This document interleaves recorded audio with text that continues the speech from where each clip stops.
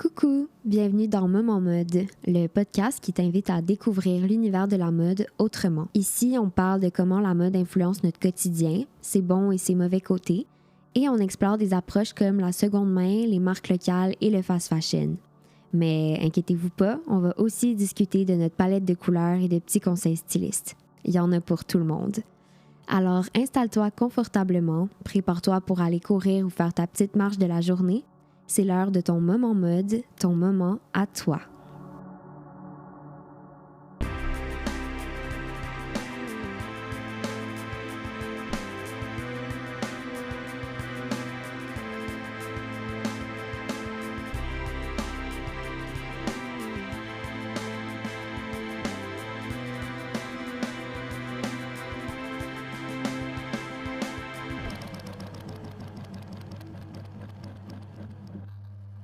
Bonjour et bienvenue au deuxième épisode du podcast Moment Mode. Donc aujourd'hui, on a la chance de rencontrer deux merveilleuses personnes avec qui j'ai déjà eu le plaisir de travailler dans les derniers mois. Je les ai aidés à organiser l'événement Magazine ta solution. Donc, c'était un événement très rassembleur à Montréal qui mettait en lumière des initiatives locales et engagées, puis c'était en faveur de la consommation responsable et du développement durable. Donc, on parlait beaucoup de mode éthique, on pouvait découvrir des nouvelles marques québécoises, échanger avec des créateurs et des créatrices aussi, parce qu'il y en a plusieurs qui étaient sur place. Puis, on avait même un endroit où on pouvait aider les gens à apprendre à réparer leurs vêtements. Donc, c'était vraiment pour essayer de voir la mode autrement, puis apprendre peut-être des nouvelles solutions qui pouvaient nous aider à changer nos habitudes et à repenser notre consommation. Donc, c'était un petit événement qui a été là pendant une semaine. Et aujourd'hui, j'ai décidé de leur poser quelques questions pour approfondir certains sujets que je crois qui est un peu mythique ou qu'on n'entend pas souvent parler, en fait, parce que pourquoi on parlerait de ça, sauf les gens qui travaillent en mode, mais sinon, les gens du commun mortel n'entendent pas souvent ces sujets-là. Donc, je me suis dit, pourquoi pas, c'est l'heure. Donc, c'est des gens qui sont dans l'équipe de la transition écologique à Concertation Montréal et qui travaillent sur les dossiers textiles. Alors, je vous présente Jeannie-Claude. Allô Mayra, merci de l'invitation. Et Thomas. Allô Mayra, merci beaucoup de nous avoir accueillis. Je suis très content d'être là avec Jeannie pour parler avec toi aujourd'hui. Ben oui, ça fait plaisir. Avant qu'on commence, j'ai une petite section qui parle un peu, donc comme les auditeurs ne nous voient pas, juste décrire rapidement comment on est habillé pour que ça soit un peu plus visuel pour eux. Donc, je ne sais pas si un de vous deux veut commencer. Bon, ben tu nous prends. Moi, aujourd'hui, c'est un mélange de plein d'époques que je porte sur moi. J'ai une jupe Ralph Lauren que vous pouvez vous douter, je n'ai pas payé plein prix. J'ai acheté ça seconde main, en friperie. J'ai aussi un chandail, un pull à col montant de Fabrique Z, donc une base. J'aime acheter mes basics faits au Québec, puis il y a un beau petit détail qu'on appelle Lettuce Edge, donc coupé laitue, finition laitue. Et par-dessus, j'ai mis une camisole qui date d'une autre époque, achetée neuve chez Forever 21, mais vous pouvez vous douter que ça fait quand même très longtemps que je l'ai dans ma garde-robe et que je l'ai mis très souvent. Oui, Forever 21, c'est un petit classique des années 2010, oui. Ben, moi, je suis vraiment habillé de mon look là, printemps. Je suis habillé comme ça tous les jours, j'ai l'impression en ce moment. Fait que j'ai un petit chandail en maille avec des manches bouffantes brun, puis un jean coupe droite un peu années 80. Là, j'ai tout trouvé seconde main il n'y a pas si longtemps que ça d'ailleurs. Puis mes chaussures plateforme Converse là, que je mets aussi presque tout le temps. Fait que c'est un look qui me représente très très bien en ce moment. Super, casual, on aime ça. Puis moi, rapidement, j'ai des pantalons jeans foncés, un peu années 70 avec les pattes d'éléphant très larges, des petits loafers bruns crocodile un peu avec en cuir. J'ai un petit tricot, chandail assez léger avec des petites fleurs, puis quelques bijoux. Et tout ça aussi, j'ai essayé de faire aujourd'hui un petit look complètement friperie. Je suis venue aussi avec mon petit manteau, jacket blanc, Ralph Lauren, que quelqu'un de ma famille m'a donné, qui avait dans son garde-robe depuis longtemps. Et pour les gens qui me connaissent très bien, j'ai mon sac Les Filles de l'usine que j'adore et que je porte tous les jours. Avec toute cette belle introduction, on va passer aux choses sérieuses. Alors, est-ce que vous pouvez nous parler un peu plus de votre parcours et qu'est-ce qui vous a amené vers le développement durable plus particulièrement?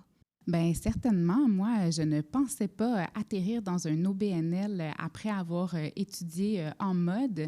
Je pense qu'on a assez des parcours similaires. Moi, j'ai fait design de mode à Marie-Victorin dans le but de devenir justement une designer pour finalement me rendre compte que la réalité de cette industrie-là est franchement pas évidente. J'ai voulu explorer la vente plutôt que la création. Donc, j'ai fait un baccalauréat à l'École supérieure de mode affiliée à l'UQAM en commercialisation de la mode et j'ai travaillé dans l'industrie pendant plusieurs années avant de réaliser que j'avais envie de contribuer à peut-être un changement environnemental que je ne voyais pas présent dans cette industrie-là. Donc, j'ai décidé de retourner aux études, faire une maîtrise en management de développement durable et franchement, à ce moment-là, j'étais vraiment très ouverte à changer de secteur parce que je trouvais que c'était un secteur qui était très orienté sur la croissance et l'argent, alors que j'avais un mode de vie plutôt très minimaliste. Donc, au niveau, il y avait vraiment un clash de valeurs dans ce que je faisais au quotidien, qui était de la vente, vendre toujours plus. Hein. On a des objectifs de vente, on veut faire de la marge, mais de façon personnelle, j'achetais très peu, j'achetais de plus en plus seconde main aussi. Moi, c'est quelque chose qui est arrivé quand même plus tard dans ma vie. À la maîtrise, ce qui m'a complètement subjuguée, c'est le fait d'être entourée de gens qui ont les mêmes valeurs que moi, mais qui n'avaient pas conscience de l'impact de leur garde-robe sur l'environnement. Fait que je me suis dit, bien, il y a vraiment quelque chose à faire là. Il y a de l'éducation, de la sensibilisation et de l'information à donner à ces gens-là et bien sûr au grand public. Et je me suis spécialisée. J'ai fait tous mes travaux de maîtrise axés sur la mode, le développement durable, tout ce qui est éco-conception, approvisionnement durable, gestion en fin de vie. Et ça m'a amenée à travailler chez Concertation Montréal à titre d'agente de développement. Donc, Concertation Montréal agit un peu comme un chaînon manquant. On veut répondre à des besoins, des défis collectifs qui ne sont pas encore adressés ou peu adressés dans l'écosystème.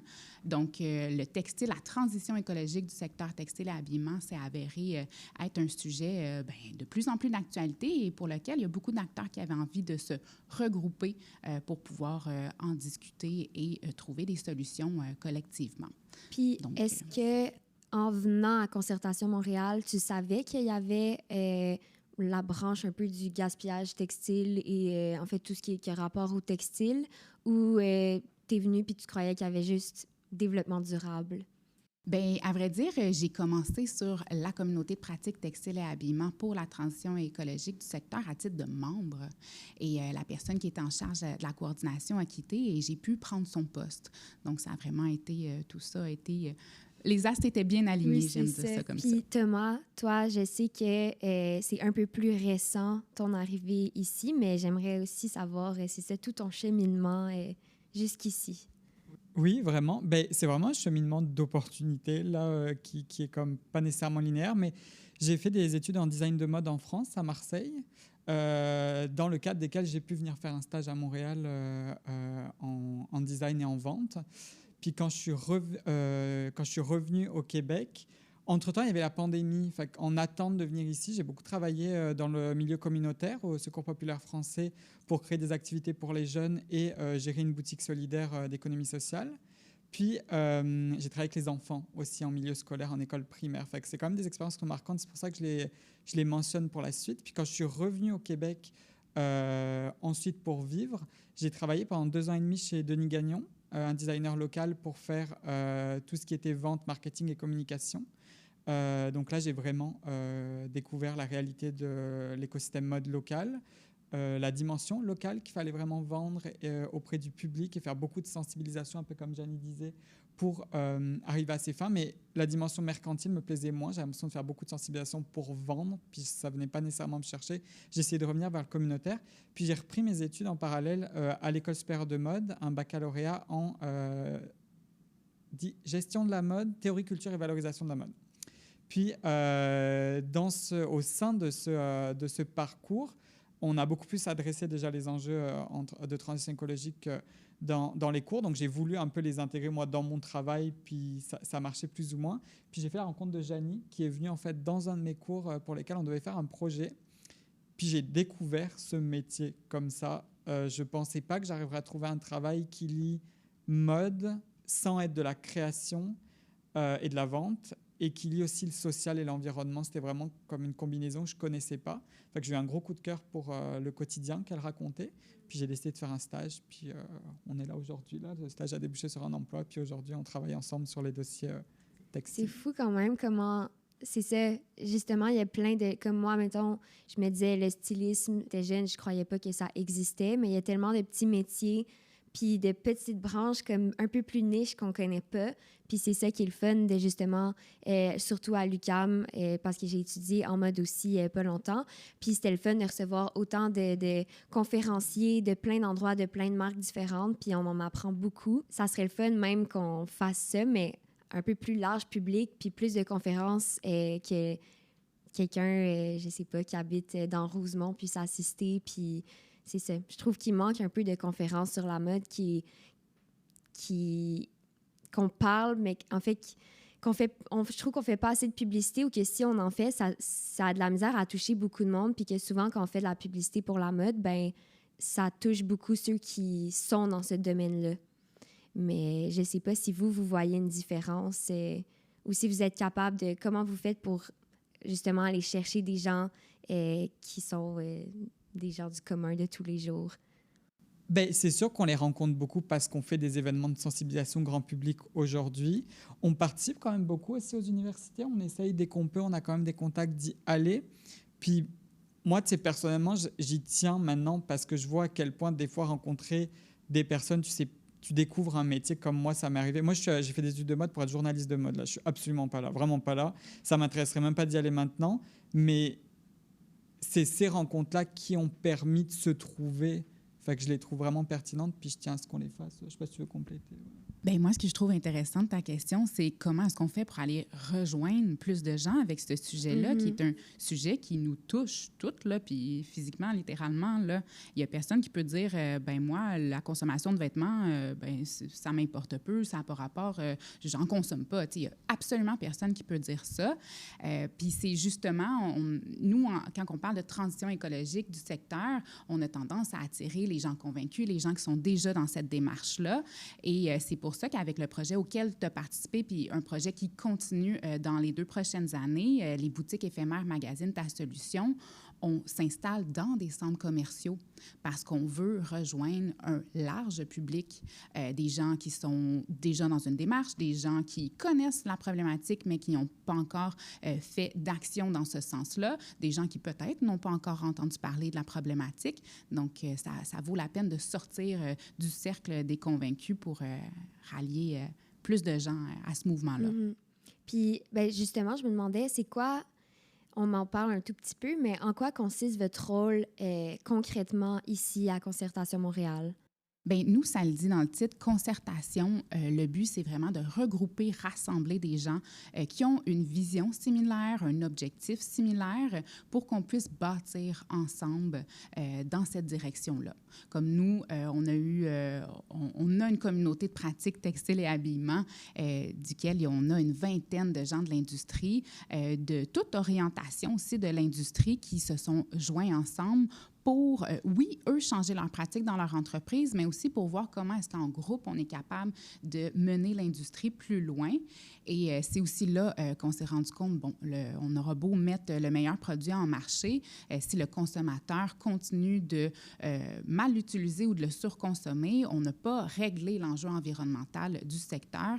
Donc, c'est pour ça que dans nos activités, on adresse autant l'industrie que le grand public. Puis, est-ce qu'il y a une expérience dans votre domaine qui vous a beaucoup marqué, justement, à ce sujet-là, avec la différence entre le public ou les industries? C'est sûr que vous devez en apprendre ou en voir beaucoup tous les jours quand même. Vraiment, mais moi, je remonterais avant mon expérience à Concertation Montréal parce que ce qui m'a menée à retourner aux études, faire une maîtrise, c'est vraiment la clientèle et les créatrices. Je travaillais à ce moment-là dans une boutique, on vendait de la création québécoise et au-delà de mes études, j'ai l'impression que c'est ces personnes-là qui m'ont le plus apprise sur pourquoi consommer différemment, pourquoi produire différemment. Et ça a tellement été des conversations riches que ça m'a vraiment donné envie de moi aussi, tu sais, me mettre en action, non seulement comme citoyenne, tu sais, à titre d'implication ou de la façon dont j'achète, mais vraiment de contribuer aussi à aider ces créateurs, ces designers, ces marques-là qui travaillent extrêmement fort pour faire les choses de façon plus respectueuse, mais qui rencontrent différentes murs, barrières, enjeux, parce qu'on parle d'une nouvelle façon de produire. Ça prend des leaders pour tester et faire le chemin. Donc, moi, je souligne le courage de ces personnes incroyables qu'on a la chance maintenant de côtoyer au quotidien. Là, ça, c'est franchement très excitant puis très motivant. Des fois, les gens peuvent penser que c'est difficile de travailler en environnement, mais je vous avoue qu'on est souvent face à toutes les solutions, toutes les possibilités. Et ça, c'est franchement très motivant et encourageant. C'est sûr qu'être dans un domaine avec plein de gens qui ont les mêmes valeurs, c'est là où tu es comme, OK, ce que je fais, c'est pas pour rien. Tu sais, on est quand même un regroupement de personnes qui veulent la même chose, puis on avance ensemble. Fait que je comprends vraiment Ouais. Toi, Thomas, est-ce qu'il y a quelque chose qui t'a un peu plus marqué comme expérience que tu as vécu depuis ton début de parcours? Ce que Jeannie dit sur notre quotidien, je trouvais est très vrai, etc. Fait que je remonterais peut-être plus avancé au niveau du consommateur. En travaillant en boutique et en ayant ce rapport très privilégié avec la clientèle, là, parce que le métier de vendeur, je trouvais ça extrêmement formateur parce que tu passes du temps avec les gens. Les gens passent 1 heure, 2 heures à s'habiller, c'est extrêmement intime comme moment. Puis c'est le moment où tu peux échanger au sujet justement du vêtement. Puis c'est là où je me suis rendu compte à quel point les gens rentraient sans même se poser de questions, c'est-à-dire qu'ils rentrent puis eux, ils cherchent un vêtement, that's it. La seule question qui se pose, c'est ce pourquoi ils viennent. Je sais pas, je viens pour un mariage, etc. Mais tout le reste sur la création locale, la réalité. Moi, tu travaillais dans une boutique, le designer était le rideau derrière. Là. Puis eux, ils pensaient que c'était pas long à faire, ils ne comprenaient pas pourquoi ça coûtait aussi cher. Puis je trouvais que chaque échange était très riche, puis que les gens ressortaient avec une meilleure compréhension. Puis j'avais envie de le pousser plus loin. Puis aujourd'hui, on peut le faire justement autant en accompagnant les gens de l'industrie, en les motivant, en les rassemblant, en les faisant se concerter, puis autant avec les visiteurs, comme tu l'as vu toi-même dans ton expérience à Magazine Ta Solution, où on peut avoir ces échanges-là, puis qui peuvent prendre différentes formes. Là, je parle d'échanges physiques one-on-one, mais ça pourrait être des échanges en ligne, ça pourrait être des échanges à travers les médias, l'information, mais l'importance de ces échanges et l'importance de la sensibilisation aujourd'hui est primordiale. Puis, on va en parler un peu plus tard, mais c'est vrai que, même le centre-ville, c'est une attraction à Montréal, je trouve. Puis au centre-ville, c'est là qu'on retrouve tous les centres commerciaux souvent. Puis je trouve ça fou qu'il y a certaines personnes qui se disent « Ah, j'ai rien à faire, on va juste aller vagabonder dans le centre-ville et faire les boutiques. » Mais c'est pas nécessairement qu'ils ont besoin, c'est que c'est comme une activité, quelque chose à faire pour s'amuser parce qu'on n'a rien d'autre. Puis c'est ça. Je trouve ça quand même comique. Il y a beaucoup de gens qui font ça, puis surtout des personnes âgées aussi, que des fois, ils ont peut-être pas de choses à faire ou c'est très proche de chez eux. Fait que, en tout cas, c'est sûr qu'il y a aussi différentes communautés. Puis peut-être que les personnes âgées, c'est pas pour nécessairement acheter un vêtement, mais je serais curieuse de vous entendre parler de ça un peu. Il y a un aspect social qui est super le fun des centres commerciaux. Ça nous permet d'être entouré de gens. Il y a peu de lieux aussi en société où est-ce qu'on a le droit de flâner. Hein? Fait que le centre commercial est un super beau lieu de flânage, mais peut en effet venir avec de la consommation. Mais c'est intéressant que tu parles d'un lieu physique parce que pour moi, on a un lieu très... avec l'hyperconnectivité puis avec nos cellulaires, les centres commerciaux sont rendus au bout de nos doigts. Donc, ce que tu décris, le fait d'avoir envie de magasiner parce qu'on n'a rien à faire, qu'on ne sait pas quoi faire, on n'est malheureusement même pas obligé de dépenser l'énergie et l'effort de se déplacer pour être capable de le faire. On l'a au bout de nos doigts 24 heures sur 24. Ça, c'est un petit peu plus problématique, selon moi. Je me demandais aussi, avant qu'on passe à une autre étape de notre podcast, est-ce qu'il y a un vêtement ou une anecdote personnelle qui vous a fait réfléchir à votre propre consommation? Ben, qui me fait réfléchir encore, puis qui je trouve est très, très représentative des dernières générations.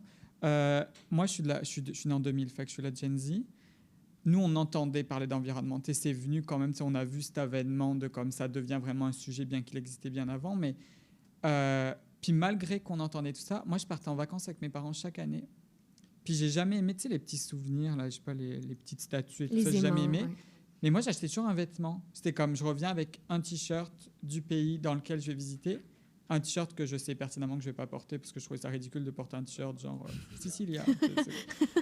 Mais je voulais quand même l'acheter. Puis je l'achetais bien évidemment dans les boutiques cheap de souvenirs, made in China, made in Bangladesh, tout ce que tu veux. Puis maintenant, avec le recul, je trouve ça absolument ridicule parce que, comme je te dis, je vivais dans un quotidien où tu allumais les infos, puis il y avait les feux, je sais pas où, dans la forêt, etc. Même là où je vivais, on en avait. Puis je pense que c'est une dichotomie qui existe, c'est même pas, je pense en fait, elle existe chez les jeunes aujourd'hui, même de la génération d'après, dont j'oublie toujours le nom là, mais c'est qu'on le sait, on le voit, on en a conscience, mais on consomme quand même d'ultra fast fashion, des vêtements dont on n'a pas besoin, on se pose pas les questions. Puis tu écoutes plein d'émissions là, tu sais, de gens qui font la file sur les pop-up Shein, puis tu sais, les journalistes posent littéralement cette question-là, puis ils sont comme ouais, je le sais, mais tu sais, je suis là pareil, puis ça s'arrête là. Fait que si ça peut rassurer les gens, je l'ai vécu, mais on peut quand même arriver à quelque chose mais c'est vrai de plus responsable et plus conscientisé. Ouais. Moi aussi, je suis née dans les années 2000, puis c'est vrai que même nous qui se dit c'est full important, ou genre il y a plein de gens aussi qui sont comme moi, j'aurai pas d'enfants parce que je veux pas leur faire vivre ça plus tard, mais on le fait quand même. Fait que c'est ça, c'est quelque chose à y penser. Puis j'espère en fait que ce podcast aussi va aider les gens à savoir quelles questions se poser avant de s'acheter un morceau. Donc, on croise les doigts. Jeanne-Claude, toi? Bien, moi, je suis un petit peu plus vieille que vous. Je suis la génération millennials. Fait que je suis née dans le fast fashion. J'ai grandi, à vrai dire, j'ai évolué dans le fast fashion. À l'époque où on nous disait c'est la démocratisation de la mode, on amène les looks de défilé en boutique rapidement et donc consommer, le look du moment. Et ça a aussi été quand même quelque chose à déconstruire. Puis je vous avoue que j'ai été capable de le déconstruire surtout à cause de l'attention que je porte à mon budget. Les vêtements de fast fashion, ça paraît pas vite comme ça, mais ça s'accumule vite dans notre garde-robe, ce qui fait en sorte que tu réalises que les factures aussi s'accumulent rapidement. C'est pas des vêtements qu'on garde longtemps. Et quand je suis retournée à la maîtrise, c'est sûr que j'avais des choix à faire. Là. Retourner à l'école à temps plein, c'est pas quelque chose d'évident dans la vie d'un adulte. Et j'avais des choix à faire, donc il fallait vraiment que je me serre la ceinture. Puis ça faisait quelques années que je voyais passer le défi une année sans achat de vêtements. Fait que je me suis dit, écoute, il n'y a pas meilleur moyen de le tester que maintenant, j'ai besoin de moins dépenser dans les vêtements. Là, c'est sûr que je dis ça, j'étais gestionnaire d'une boutique, représentante des ventes. Ma garde-robe était très pleine, trop pleine. Fait que ça a été vraiment un exercice tellement intéressant à faire pour mon budget, pour mon garde-robe, pour l'environnement, pour moi-même, moins de charge mentale. C'était vraiment une autre façon, j'ai envie de dire, de vivre la vie là, que d'éliminer cette possibilité-là de ma pensée, de magasiner. Fait que ça a été une expérience très marquante. Puis je me demandais, je sais pas pour vous, mais souvent, justement, c'est ça, on achète, puis même si ça vient d'une friperie, peu importe. Tu sais, moi, quand j'étais jeune, je me souviens que j'allais en friperie avec la mère d'une de mes amies. Puis eux, c'est parce qu'il n'y avait pas beaucoup d'argent. Puis j'étais comme, ah, mon Dieu, c'est pour les gens pauvres. Puis, tu sais, j'étais jeune, j'avais peut-être 8 ans. Fait que, puis maintenant, c'est fou comment tout le monde va en friperie. C'est comme rendu une mode un peu d'aller en friperie. Fait que, en tout cas, tout ça pour dire que peu importe que ça soit fast fashion ou friperie, souvent, les gens vont acheter beaucoup, beaucoup de vêtements. Puis, je me demandais pourquoi est-ce qu'on a besoin de tout le temps s'en acheter, parce qu'on pourrait vivre avec une paire de jeans, un chandail, le laver à la main. On serait capable de vivre avec ça, tu sais. Fait que je me dis, les gens, on a la société de consommation super intense, surtout dans l'Amérique du Nord, je crois. Et est-ce que vous aussi, des fois, vous avez juste le désir, tu sais, je crois qu'on l'a tous, mais j'aimerais quand même vous entendre en parler un peu, mais le désir de juste avoir des nouvelles choses comment ça se passe avec vous, ça? Est-ce que des fois, vous avez cette petite pensée-là de « Ah, j'aimerais ça avoir plein de nouveaux looks » ou de... Moi, je ne suis pas la meilleure exemple parce que je sais que ces pièges psychologiques-là existent, puis j'ai déjà été aussi la cible de ces pièges-là, mais c'est plus quelque chose qui fait partie de ma réalité. Moi, quand j'ai envie d'un nouveau morceau, c'est qu'il me manque un morceau pour être capable de faire des looks que j'aimerais. Fait qu'il y a ben là, c'est ça, c'est aussi peut-être pas mieux de dire ça comme ça. Là, ça reste que je me crée un besoin, mais c'est rare que j'aimerais dire, je pense que ça m'arrive plus de faire, ben je vais aller magasiner parce que j'ai envie d'acquérir des nouveaux morceaux. Est-ce que ça m'arrive dans d'autres produits de consommation? Je me questionne parce que, tu sais, la mode, c'est un secteur de consommation parmi tant d'autres. Hein. Des fois, on peut ne pas le faire avec les produits mode, les vêtements, mais on peut le faire avec bien d'autres objets.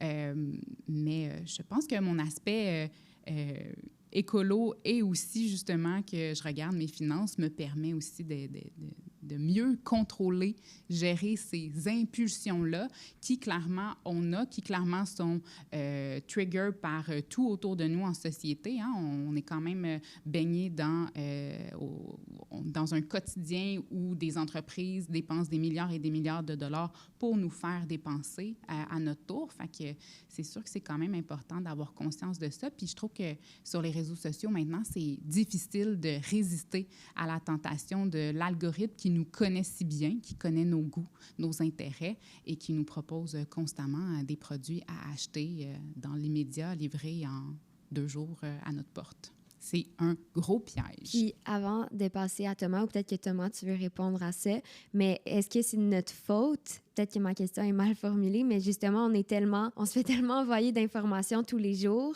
C'est difficile après de ne pas voir, tu tournes ta tête un panneau publicitaire partout. Fait que oui, après, c'est notre faute, c'est nous qui commettons le fait d'acheter plein de choses. Mais est-ce que les commerces ont aussi une part de responsabilité là-dedans, vous croyez? Moi, je suis beaucoup de la pensée qu'on a toute une responsabilité. Il n'y a personne qui peut dire qu'il n'y a pas de responsabilité dans la façon dont il agit, mais il faut aussi réaliser l'invisible devant nous. On pèse sur tous nos boutons pour qu'on fasse ce geste-là d'achat. Donc, je ne voudrais pas que les gens se culpabilisent trop pour faire partie de cette société de consommation-là. Et les entreprises, c'est difficile pour elles de changer parce qu'on a un modèle économique, on a un modèle capitaliste basé sur la croissance. On veut que la personne achète chez nous. Si elle n'achète pas chez nous, elle va acheter chez le voisin. Fait qu'il faut tout faire pour qu'elle vienne acheter chez nous. Fait que toutes les entreprises sont dans cette dynamique-là, ce qui fait en sorte qu'en effet, on est bombardé et que ça devient vraiment difficile que la raison prenne le dessus sur cette réalité-là qui nous entoure vraiment au quotidien. Puis c'est difficile de s'en extirper aussi de cette réalité-là. C'est vraiment, vraiment difficile. T'sais, on peut ne pas être sur nos cellulaires, mais après, c'est moindrement qu'on habite dans un milieu urbain. Tu l'as nommé, tout autour de nous nous suggère quand même de consommer. Fait que faut pas que les gens se tapent trop sur la tête de ne pas être capable de résister parce que les industries font tout pour qu'on ne soit pas capable de résister. Pour faire du pouce aussi sur ce que disait Janie, je pense qu'il y a quand même, dans notre société occidentale du moins, je n'ai pas vécu dans d'autres sociétés, fait que je ne le sais pas, mais il y a une glamourisation encore de posséder, d'avoir beaucoup de choses pour maintenant, petit à petit, tu as plein de trends, là, c'est le plus de choses pour le moins d'argent. Fait qu'avoir beaucoup, avoir des looks différents, je pense que c'est encore des modèles qui sont vendus comme inspirants, qui sont synonymes de réussite. Moi, je suis grand fan de Sex and the City dans la vie, là, mais grand fan. Puis, pour revenir à ta première question sur le désir, tout ça, je suis peut-être moins serein que Janie, je t'admire. Moi, ça m'arrive une pulsion des fois où, je sais pas, justement, je prends l'exemple de ce genre de série où tu vois, là, oh my God, il y a plein de looks, oh my God, tout ce que je pourrais faire avec plein... Mais tu sais, maintenant, ça me traverse. Mais il y a une période où, tu sais, j'aurais été capable de dire, ce week-end, je vais en friperie, puis tu sais, je trouve ce look dans la rue, tu sais, moi, ça m'arrive, je vois des gens, je commence, ça lui va bien, mais tu sais, juste se poser la question, des fois, ça règle le problème. Là, tu sais, je suis comme, bah non, mais c'est ridicule, Thomas. De un, t'as pas l'argent parce que j'ai pas envie de dépenser mon argent là-dedans. T'en as pas besoin, tu sais, ça tirait même pas, tu le porterais pas. Enfin, juste 2-3 questions, ça règle le problème. Mais Puis là encore, c'est la faute à personne, mais tu sais, on consomme du visuel tout le temps. Fait que c'est normal. C'est une industrie basée sur le rêve et La tentation. la tentation. Fait qu'on peut. Puis par passion, par professionnalisme, je suis dans ce milieu. Je suis moulé dans ce milieu. Fait que forcément. Mais comme dit Janie, maintenant les codes on les connaît. Fait que c'est plus. Je te dirais que c'est même renversé. Que maintenant, aller en friperie où avant, j'aurais été comme, ben non, mais il faut que je trouve une pièce, je suis capable de trouver une pièce. Maintenant, sortir en n'en ayant pas trouvé une, je suis comme, ah ben, tu sais, j'ai pas cédé à la tentation, puis c'est ça l'adrénaline que je retrouve. Fait que je trouve ça encore mieux dans ce... Je sais pas, on dirait que je me fais des petits défis à moi-même, là, on dirait que ça... Mais bon, fait qu'il y a d'autres manières de prendre du plaisir dans cette industrie. Résister à la tentation peut être aussi... quelque chose de très pimenté. Très pimenté, voilà, exactement. Mais je suis d'accord, moi aussi, tu sais, je pense qu'au cégep, il y a une session que j'ai pas porté la même chose une seule fois. Ah ouais, j'étais complètement folle. J'avais, je pense, une addiction au magasinage. J'allais chaque fin de semaine au centre-ville avec mes amis. C'était comme notre activité du moment. Puis je sais pas si c'est parce que quand j'étais jeune, je recevais beaucoup de vêtements de ma cousine. Puis là, je pouvais choisir mes pièces, mais c'était jamais des choses que moi, j'allais choisir. Puis c'est rendu au secondaire que j'ai arrêté de recevoir ces vêtements. Fait que là, j'avais la possibilité de tous les magasins, dont Forever 21 et beaucoup d'autres. Puis à un moment donné, ben, j'ai commencé à voir ce fléau, puis que c'était peut-être pas si bon que ça de porter quelque chose de différent tous les jours, en fait, selon ma vision à moi. Fait que j'ai commencé à diminuer. Puis moi aussi, maintenant, quand je sors d'une friperie puis que j'ai rien, je suis comme, ben tant mieux. Tu sais, je me dis, c'est pas nécessaire de trouver tout le temps quelque chose. Puis quand tu trouves quelque chose, ben c'est parce que tu le veux vraiment ou que tu en as vraiment besoin. Puis je trouve ça encore plus satisfaisant, justement, d'avoir des belles petites trouvailles un peu plus niches. Puis, ben justement, souvent, on va dire certains mots ou certains termes, je crois, dans ce domaine-là, que certaines personnes vont utiliser de manière... c'est dire un mot parce que tu fais comme si tu savais, mais je crois que des fois, on utilise certains termes puis qu'on ne sait pas vraiment la définition, dont le développement durable. Je crois que c'est quand même assez grand comme concept. Fait que je ne sais pas si vous aimeriez préciser un peu c'est quoi ça exactement. Bien, c'est pas très sorcier comme concept. À vrai dire, c'est qu'on a envie de rétablir l'équilibre entre trois piliers principaux qu'on dit économique, social et environnemental. Donc là, on est en train de parler de la mode. On ne s'est pas encore plongé dans les impacts sociaux et environnementaux, mais définitivement, je pense que les gens qui nous écoutent sont conscients qu'il y en a.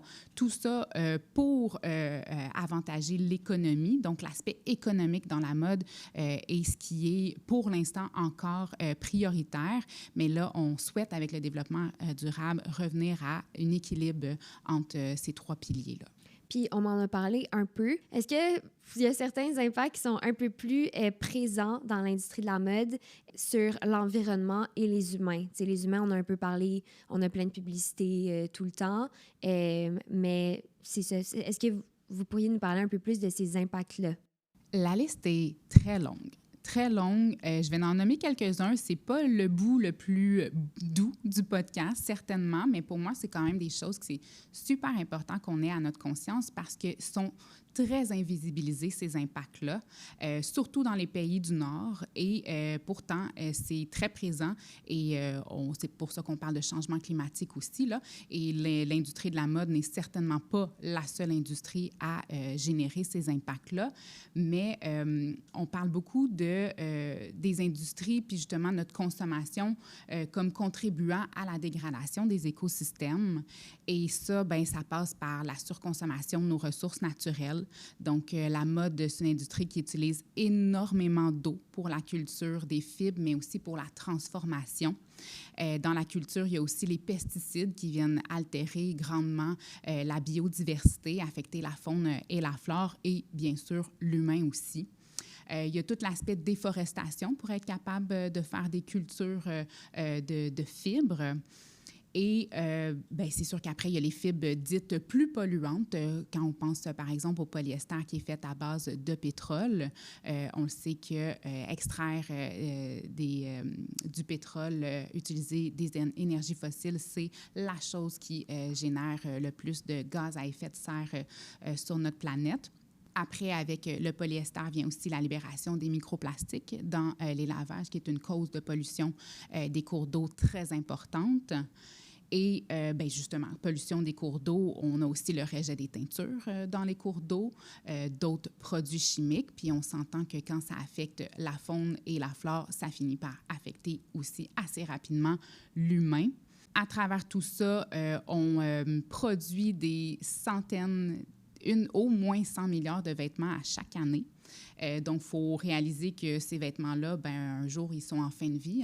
Des fois, plus rapprochés, la fin de vie est plus rapprochée de la production quand on parle de fast fashion. Des fois, elle est plus éloignée, mais ils vont quand même finir ultimement, probablement, dans des dépotoirs ou incinérés, ce qui fait en sorte que, encore là, ça génère beaucoup de pollution de gaz à effet de serre. Quand on parle de gaz à effet de serre, souvent, on nomme aussi l'industrie du textile comme étant l'une, justement, des plus génératrices, des plus polluantes. Donc, c'est un peu à tout ça qu'on est confronté avec la production, mais avec surtout la surproduction et la surconsommation. Parce que l'humain, on a un impact environnemental, le fait de vivre, le fait de respirer, on a un impact sur l'environnement. Mais après, c'est vraiment la recherche d'équilibre qui est vraiment importante. Et là, on le dit, on vit dans une société de consommation. C'est comme ça qu'on définit notre société.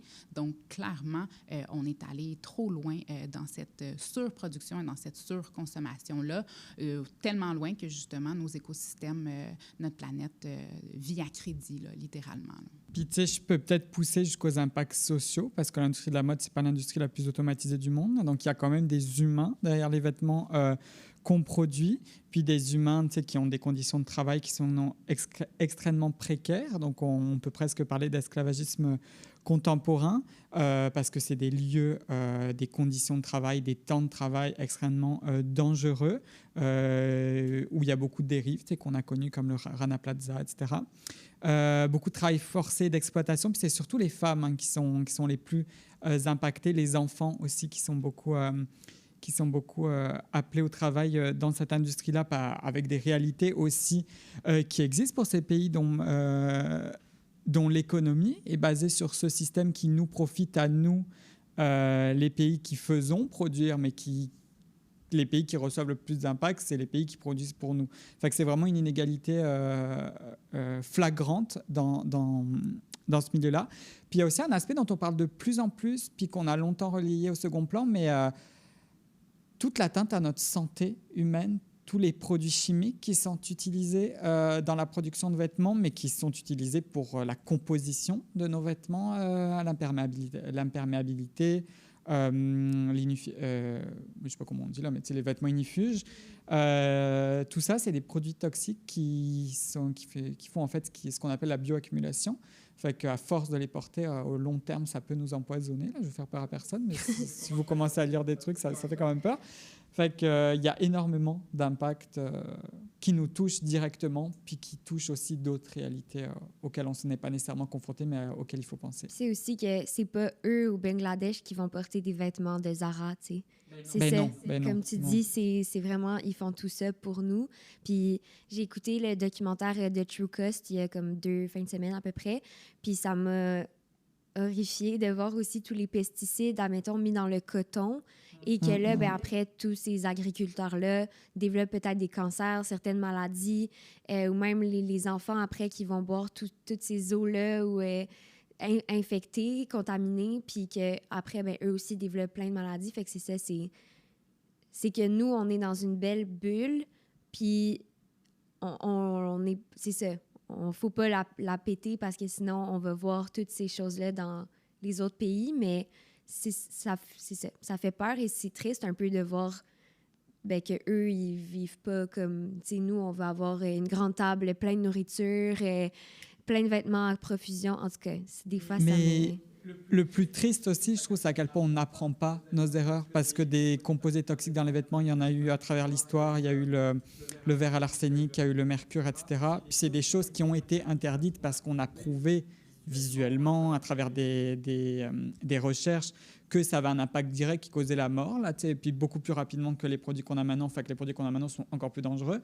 Mais on a appris de ça, on a mis en place des réglementations, mais il y a même, ce qui est le plus ironique, c'est qu'il y a par exemple, je prends l'exemple des vêtements ignifuges, les produits qui étaient utilisés avant étaient toxiques, fait qu'on les a interdits pour produire des produits qui aujourd'hui sont considérés comme toxiques. Fait que, les solutions n'en sont même pas au long terme, fait qu'il y a comme vraiment un problème. Puis le manque de traçabilité aussi de la plupart des enseignes aujourd'hui empêche toute la traçabilité de tous les impacts qu'on vient de parler, là, de savoir si les conditions de travail, si les produits utilisés, tout ça, on a peu de transparence puis peu de regard là-dessus. Puis aussi, rapidement, mais juste le fait que tu sais, les vêtements ont été faits au Bangladesh, mais il faut qu'ils arrivent ici. Comment est-ce qu'ils arrivent en bateau, en avion? Ça aussi, c'est beaucoup de pollution dans l'air, dans l'eau. Fait que c'est des petites choses aussi qu'on pense pas. Tu sais, on voit Made in China, mais on se pose pas plus de questions après sur toute la transportation.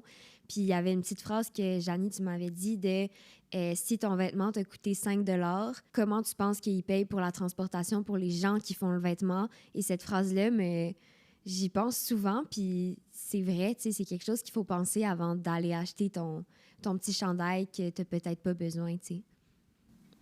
Oui, puis on est encore justement dans une société où est-ce qu'on est fier d'avoir payé le chandail 5 $, on est fier de notre trouvaille. C'est une chasse au trésor pour nous, la consommation. Fait qu'on ne réalise pas le problème qu'il y a derrière. Et là, tu parles du transport du Bangladesh parce qu'on sait, bon, on regarde notre étiquette, on sait que le produit est fait au Bangladesh.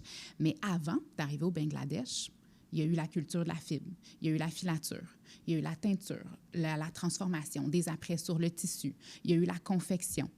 Il y a eu tellement d'étapes et peut-être que vous avez déjà entendu ce chiffre-là qui est franchement très, très sensationnaliste, très marquant et qui représente la réalité. Un jeans peut parcourir 1,5 fois le tour de la Terre avant d'arriver dans notre garde-robe.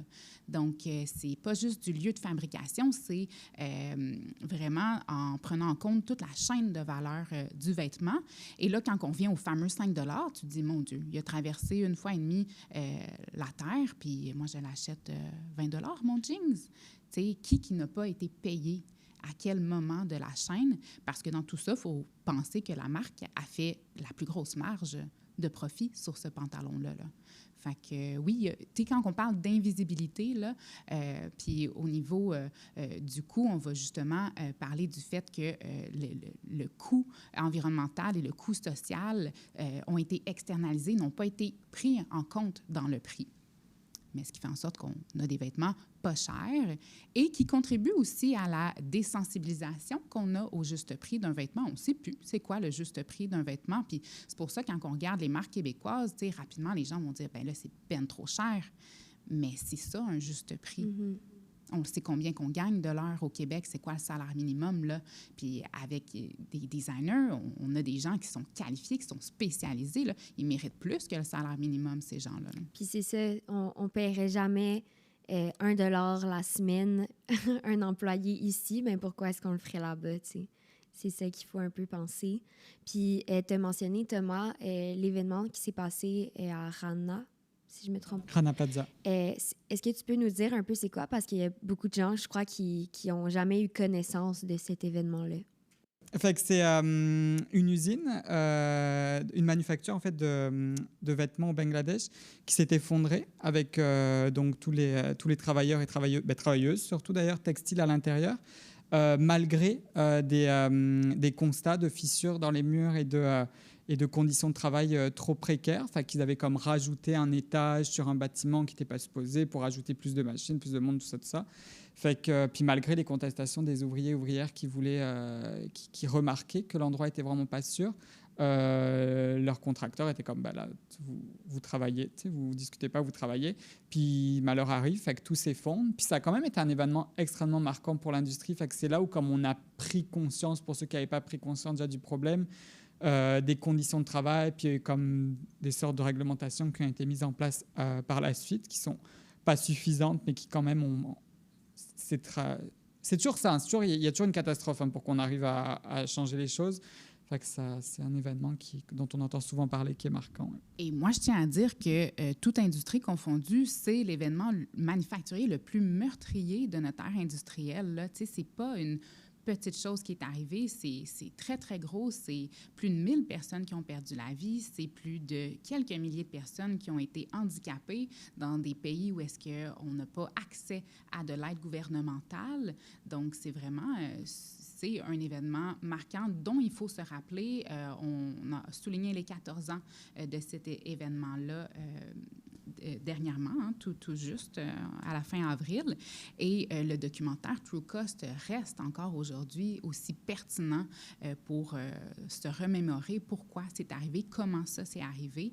Et malheureusement, ces personnes-là n'ont pas accès, ces travailleurs-là n'ont pas accès aux mêmes droits, pas du tout, que nous, qu'on a ici. Puis je fais du pouce sur un peu ce que Thomas a dit tantôt. Nous, on a travaillé fort socialement. La société s'est mobilisée pour qu'on puisse avoir des syndicats.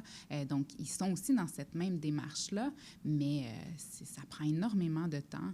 Puis, tu sais, on dit ça, puis moi, je fais toujours attention parce que ici, ce qu'on dit, c'est pas boycotter les vêtements faits au Bangladesh. C'est malheureusement, on peut pas se permettre, on peut pas leur permettre de faire du boycott parce que le Bangladesh, c'est 80% de leur économie qui est basée sur la production de vêtements. Donc, si toute la planète arrête d'acheter des vêtements au Bangladesh, là, ils vont avoir d'autres problèmes. Ils n'auront plus d'emploi. Donc, il y a quelque chose de très pervers dans ce type de problème-là. Là, c'est des cercles vicieux qui sont difficiles à aborder et à changer.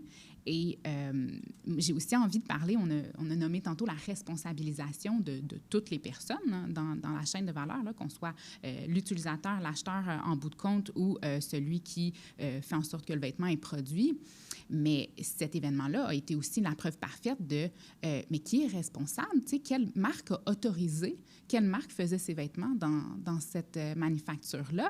Et on a eu la réponse classique de l'industrie qui est bien, je ne savais pas que mes vêtements étaient faits dans cette manufacture-là, parce que quand on parle d'opacité dans la chaîne de production, bien, c'est l'exemple parfait de eux, ils ont contracté quelqu'un qui fait affaire avec un sous-traitant, qui fait affaire avec un sous-traitant, qui fait affaire avec un sous-traitant.